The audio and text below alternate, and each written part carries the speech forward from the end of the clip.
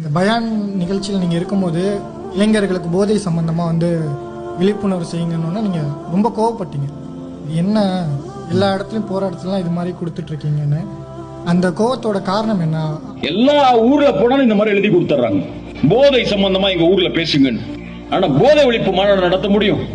கேவலம் இல்லை, இது கேவலம் இல்லை. அந்த அளவுக்கு வேதனையை தருதா இந்த மாதிரி முஸ்லீம் சமுதாயம்? முஸ்லீம் சமூகத்தோட இன்னைக்கு நிலைமை நான் வெளிப்படையாகவே சொல்கிறேன்.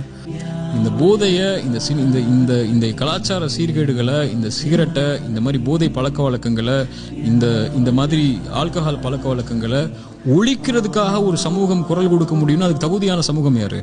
ஏன்னா வேதத்திலே அது எதிர்க்கப்பட்டிருக்கு, வேதத்துல தடை செய்யப்பட்டிருக்கு, அதுக்கான தண்டனைகள் கொடுக்கப்படும் சொல்லுது. நாளைக்கு மறுமையில் அல்லாஹ் சீலையும் சலத்தையும் கொடுப்பான்னு சொல்றான். 3 முறைக்கு மேலே செஞ்சா மன்னிப்பே கிடையாதுன்னு அல்லாஹ் சொல்றான்.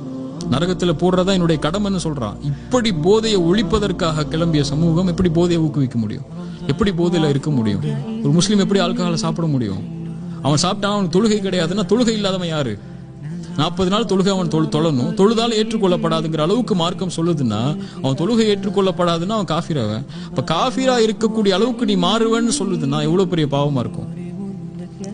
அதனால இதனுடைய வேர்ல இருந்து இது எங்க வேறுன்றது, யார் மூலியமா போகுது, எங்க வியாபாரம் நடக்குது, இந்த ஊர்ல எப்படி வருது, இந்த பள்ளிக்கூடத்துக்கு எப்படி கிடைக்குது, கல்லூரிக்கு எப்படி கிடைக்குது, இங்க ரிப்போர்ட் எல்லாம் இந்த நாட்டில் நடக்கக்கூடிய நிர்வாகத்துக்கு நம்ம சொல்ல வேண்டிய இடத்துல நம்ம இருக்கோம். அப்படி சொல்லி இந்த போதை உடைய விஷயத்தை தடுக்கிறதுல முன்னிலை வகிச்சோம்னா இன்ஷா அல்லாஹ் இது மூலியமாவே இந்த நாட்டுல பலன் கொடுத்தோம்னா இந்த நாட்டு மக்களுக்கு நம்ம மேல கண்ணியமும் மரியாதையும் வரும். நம்மளே அதில் ஈடுபட்டு இருந்தா, ஏற்கனவே அடிக்கிறாங்க, ஏற்கனவே நம்மளால பிரச்சனை இருக்கு, ஏற்கனவே நம்ம